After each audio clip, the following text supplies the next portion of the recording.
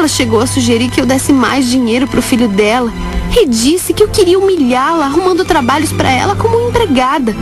Nessa hora eu percebi que ela era uma arrogante e parecia não ter nenhuma ideia de que era ela quem precisava de ajuda.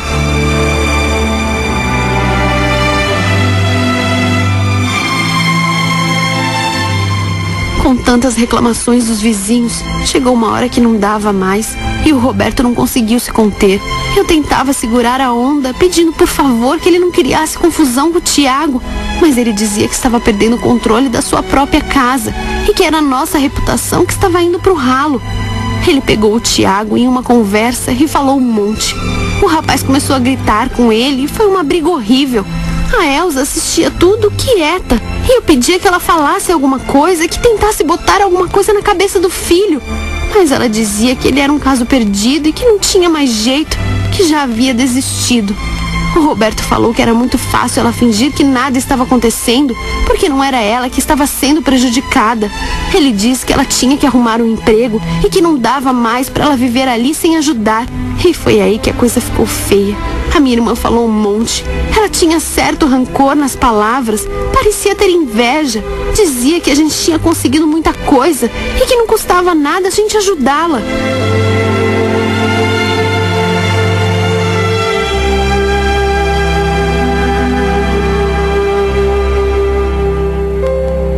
Dias depois, recebemos um comunicado da polícia dizendo que o Tiago havia sido detido, pois havia ocorrido um assalto e foi disparado um tiro, que o acertou.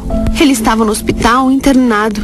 A arma foi encontrada com ele e haviam imagens no sistema de segurança que provavam que ele fazia parte da turma que assaltou. Eu me desesperei. Eu não sabia o que fazer. A Elza mesmo, que era mãe, não estava nem aí. Ela disse que ele teve o que merecia. E eu não me conformava. O meu marido chegou em casa, largou o trabalho para vir nos contar sobre o Tiago. Ele estava num abrigo para menores. Havia um processo contra ele. E a Elza não quis nem saber. Disse que tinha lavado as mãos sobre o caso e que ia viver a vida dela. Finalmente ela estaria livre. Ela nos deixou ali com o problema e saiu para encontrar o namorado.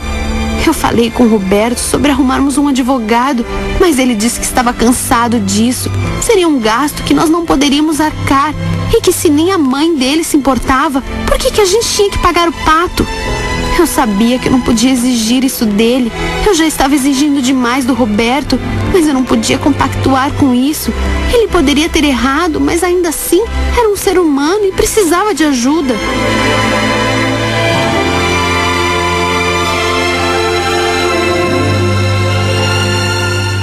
Umas 2 semanas depois, a Elza decidiu ir embora de casa. Eu me lembrei da carta que ela escreveu. Foi ela quem pediu ajuda, pois não aguentava mais apanhar do marido e passar necessidade. Mas ela não se lembrava mais disso e disse que eu ficava jogando na cara dela os favores que eu fazia. Eu queria saber o que estava acontecendo, o que ela ia fazer da vida, mas ela só me disse que ia morar com o namorado, que ele era um homem maravilhoso e que gostava dela de verdade e ia dar uma boa vida para ela. A Elza me atacava, dizia que antes tinha inveja de mim por tudo que eu conquistei, pelo meu marido, pela minha casa, minha família. Mas depois dessa experiência morando com a gente, ela tinha era pena de mim, pois a minha vida era uma farsa. Eu não entendia por que ela fazia isso. Eu havia tentado ajudá-la, mas ela não aceitou a minha ajuda.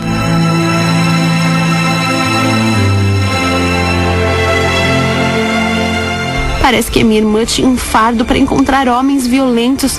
Eu não sei o que acontecia, mas o João, esse homem com quem ela foi morar, logo começou a se revelar outro carrasco. Ele batia na Elza por ter ciúme dela. Isso durou meses e ela não procurava o filho. Eu sabia disso porque de vez em quando eu ia visitar o meu sobrinho. Como uma mãe e um filho podiam viver desse jeito? Será que o mais certo a fazer era largar a mão e parar de se importar com ela? Assim que eu soube, eu fui até lá ver o que realmente estava acontecendo. Quando eu cheguei, ela foi fria comigo. Não parecia mais a mesma pessoa que me ligou pedindo socorro. A Elza achava que eu gostava de vê-la mal. E isso era o que ela me dizia. Que eu era perfeitinha e que eu precisava que ela estivesse no fundo do poço para que eu me sobressaísse. Eu não entendia porque ela via as coisas dessa forma. Eu sempre estive disponível para ajudá-la. Ela me acusava de ser egoísta e perguntava o que eu tinha ido fazer lá então, se eu não podia ajudá-la financeiramente. Eu perguntei por que ela não tinha ido ver o filho e ela falava que sabia muito bem das suas obrigações e que ele estava simplesmente pagando pelos erros que cometeu. O meu marido já havia me pedido para lavar as mãos e deixar de lado, mas eu não conseguia. Ela era minha irmã e eu queria que ela estivesse bem. Pelo visto, ela só me chamava para me acusar, para disparar o seu ódio contra mim.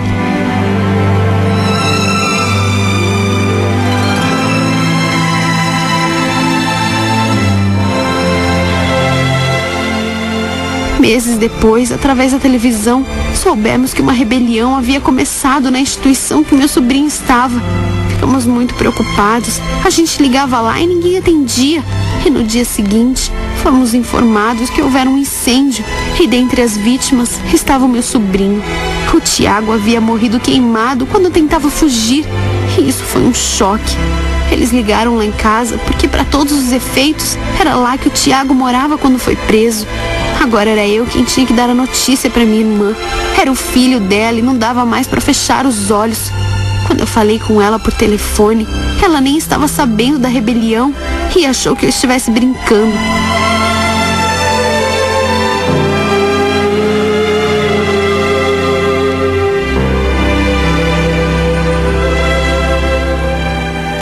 Os dias que se seguiram foram terríveis. Tivemos que preparar o velório do Tiago e tudo recaiu sobre eu e meu marido, já que a Elza estava em choque e não conseguia fazer nada. Ela chorava dia e noite e demonstrava muito arrependimento. O estado dela era deplorável. Ela só falava no filho, estava magra, abatida. Ela queria se separar e eu ajudei a fazer as malas. Quando estávamos saindo, João chegou, disposto a brigar. Ele era um homem violento e não queria que ela fosse embora. Ele dizia que ela só quis o dinheiro dele, que ela não prestava, que ela devia dinheiro para ele e eles começaram a discutir. A gente não sabia mais o que fazer.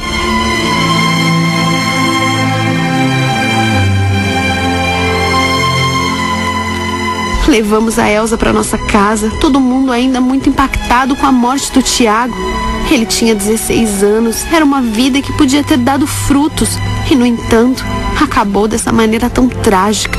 A minha irmã se culpava e precisou acontecer isso para ela cair na real. Agora não adiantava mais. Eu falava para ela que ela tinha que se perdoar. Houveram chances dela ter feito alguma coisa, mas ela estava tão centrada em si mesma que não conseguia ver nada além do próprio umbigo. O Roberto teve uma conversa séria com ela e eu tinha medo que ele fosse duro demais, mas explicou a situação e acho que dessa vez ela entendeu.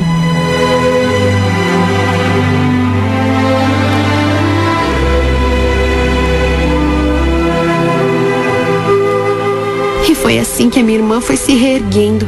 Ela foi descobrindo a generosidade que havia dentro dela e ela nunca exerceu. Toda a energia que ela usava para se destruir foi sendo deslocada para ajudar pessoas. E ela se deu tão bem lá no asilo que acabou arrumando um emprego. Muita coisa mudou desde então. Ela alugou uma casinha muito simples, perto da minha, e a gente ainda ajuda ela com o que pode. Precisou que uma desgraça acontecesse para minha irmã perceber que a vida dela não ia para frente porque ela era a principal responsável por isso. Um dia ela será uma pessoa feliz e verá que, infelizmente, precisou passar por tudo para ser uma pessoa melhor.